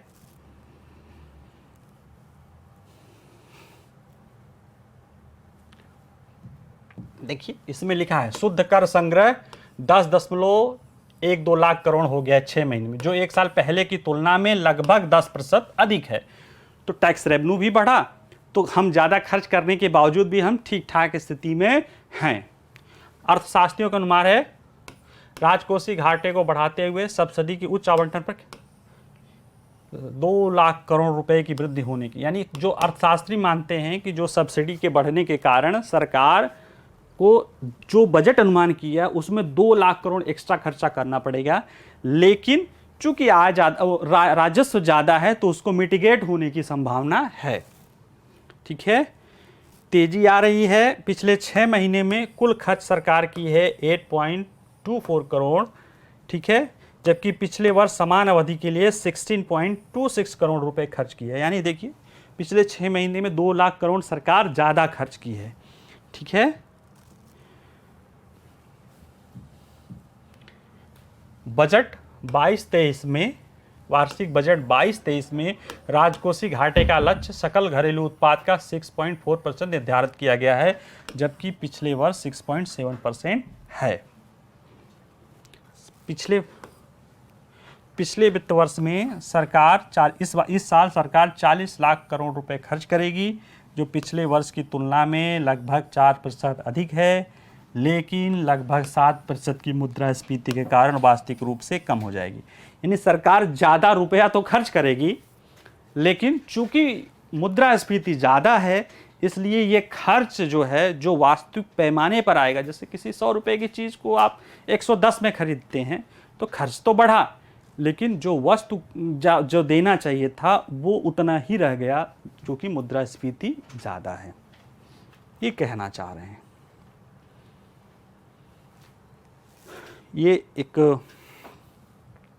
न्यूज़ है, केंद्रीय मंत्रिमंडल ने एथनॉल मिश्रित पेट्रोल के लिए सार्वजनिक तेल कंपनियां जो है, विपणन कंपनियां हैं, उनको खरीद प्रक्रिया को मंजूरी दी है। ठीक है, 1 दिसंबर 2022 से 31 अक्टूबर 2023 तक ESY 2022-23 के दौरान आगामी चीनी मौसम 22-23 के लिए इथेनॉल बिल्डिंग पेट्रोल कार्यक्रम के तहत विभिन्न गन्ना आधारित कच्चे माल से प्राप्त उच्च इथेनॉल मूल्य को मंजूरी दी गई है। ठीक है, यानी जो अभी मिल रहा था, जिस दम पे सरकार चीनी मिलों, ये कंपनियां तय थी कि आप इनसे खरीदेंगी, उसको बढ़ाया गया है। उससे फ़ायदा क्या होगा? एक उससे फ़ायदा यह होगा कि जब चीनी मिलों के पास अधिक, क्योंकि एक तो चीनी का दाम बहुत ज़्यादा है सोचिए, तो जब चीनी में ही उनको रेट मिलेगा तो वो इथेनॉल क्यों बनाएंगे, पहली बात।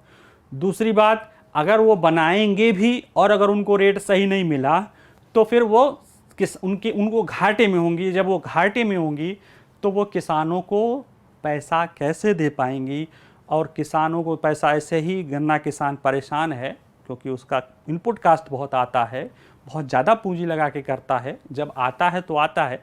ऐसे में सरकार चाह रही है कि गन्ना मिल ज़्यादा आय अर्जित करें, उनको जो उनके जो गन्ने से जो उत्पाद जनरेट हो रहे हैं, जैसे चीनी है, चीनी का तो चलो एक लिमिट है कि उससे ज़्यादा वो चूँकि अंतर्राष्ट्रीय, लेकिन इथेनॉल वाले चूँकि चीज़ें हैं, हम इससे जो इथेनॉल है पेट्रोल में मिला के हम अपने पर्यावरण को बचा सकते हैं, हम अपने आयात बिल को कम कर सकते हैं, हम अपने किसानों को ज़्यादा पैसा दे सकते हैं, और ऐसा करके हम एक साथ क्या कर सकते हैं, अपनी अर्थव्यवस्था को, अपने किसानों को और अपने उद्योगपतियों को, यानी जो अपने इंडस्ट्रियलिस्ट हैं उनको भी बचा सकते हैं।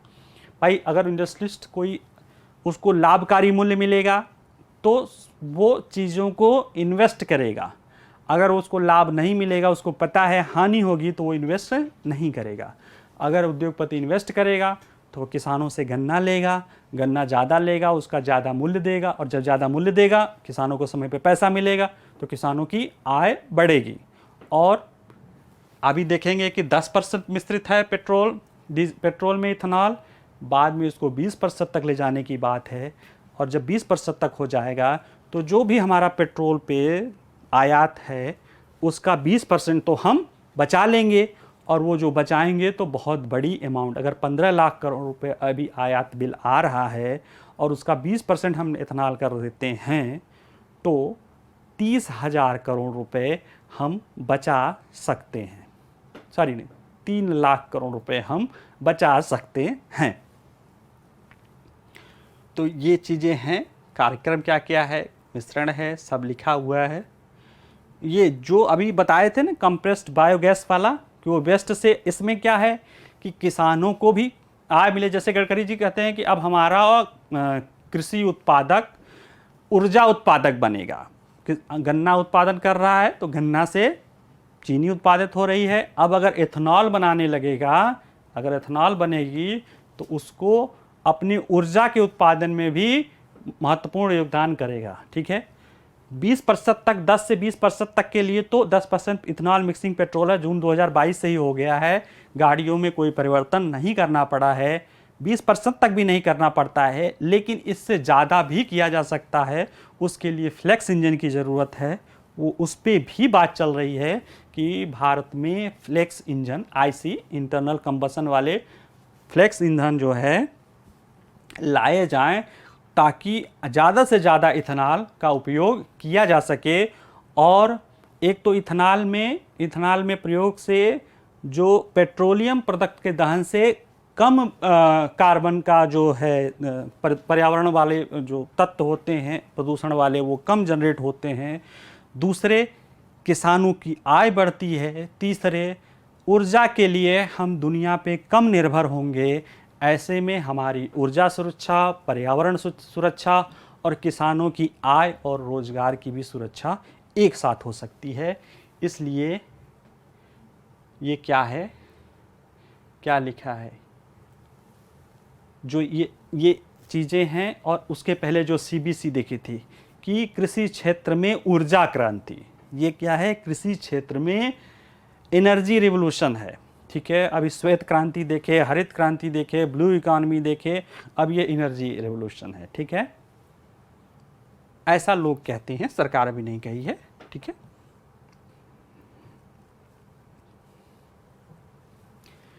एक अभी न्यूज़ था, Indian post payment bank, Indian post office की ये पेमेंट बैंक है जो भारत का पहला पानी में तैरता हुआ वित्तीय साक्षरता शिविर आयोजित किया। ठीक है, श्रीनगर में डल लेक में किया गया था। वित्तीय साक्षरता वित्तीय समावेशन का बहुत बड़ा एक अंग है। वित्तीय समावेशन में लोगों को बैंकिंग सेक्टर से जोड़ने की बात होती है। लोग बैंक से जुड़ें, बैंक में खाते जमा कर खुलवाएं, बैंक में जो अपनी छोटी छोटी बचत है उसे निवेश करें। उसके निवेश कर से बैंक की और भी बहुत सारी ऋण आदि सुविधाएं होती हैं जिनका उपयोग करके वो रोज़गार आदि के कार्यों में अपना रोज़गार या स्वरोज़गार के कार्य करके अपने आय को बढ़ा सकते हैं। इसके लिए वित्तीय समावेशन की भूमिका होती है। भारत में चलाया गया जनधन खाता दुनिया का सबसे बड़ा वित्तीय समावेशन योजना है। सरकार ने इसमें आधार खाता, लेकिन फिर और भी सिर्फ उसमें खाता खोलना नहीं होता है। बैंकिंग सेक्टर अनेक जो है प्रोडक्ट जिसे कहते हैं, सेवाएं जो होती हैं, ऋण आदि की, एफडी की, आवर्ती जमा, रिकरिंग डिपॉजिट आदि बहुत सारी चीज़ें होती हैं जो बैंकिंग सेक्टर सेवाएं, बीमा आदि की, स्वास्थ्य बीमा आदि की सुविधाएं बैंकिंग सेक्टर प्रोवाइड करता है।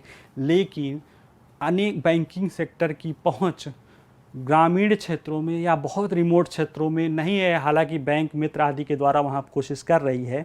सरकार इसी के लिए डाक विभाग, भारतीय डाक विभाग के इंडियन पोस्ट पेमेंट बैंक के तहत निवेश दीदी के तहत इसको लागू करने की बात की गई है।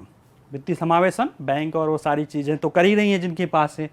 उसमें भी चूँकि इंडियन पोस्ट और पेमेंट बैंक की पहुंच यानी डाक खाने की पहुंच भारत के गांव-गांव तक है।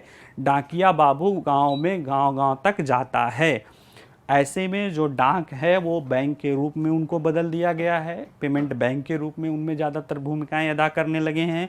और चूँकि ज़्यादा ग्रामीण क्षेत्रों में महिलाओं की भूमिका बहुत ज़्यादा होती है और महिला अपनी बात खुलकर पुरुष से नहीं कह पाती है, ऐसे में सरकार ने निवेशक दीदी, इन्वेस्टमेंट दीदी नाम से एक पहल शुरू की गई है जिसमें महिलाएं ही महिलाओं को बैंकिंग प्रोडक्ट्स के रूप में वित्तीय जो चीज़ें हैं, उन वित्तीय जो सुविधाएं हैं, सेवाएं हैं, उन तक जागरूक करेंगी। महिलाएं, एक महिला से खुल के बात कर सकती है, अपनी प्रॉब्लम्स बता सकती है, अपनी समस्याएं बता सकती है। इसलिए निवेश दीदी की गई है। इसके लिए अभी पहला जो है श्रीनगर के डल लेक में जो है तैरता हुआ निवेश दीदी बनाया गया है। तो एक तो ये प्री का मैटर है, दूसरे ये जो वित्तीय समावेशन वाला जो है आपका टॉपिक है उसमें भी ये भूमिका अदा करता है। ठीक है, देख लीजिएगा। ये अगला न्यूज़ जो है हम ब्रेक ले लेते हैं।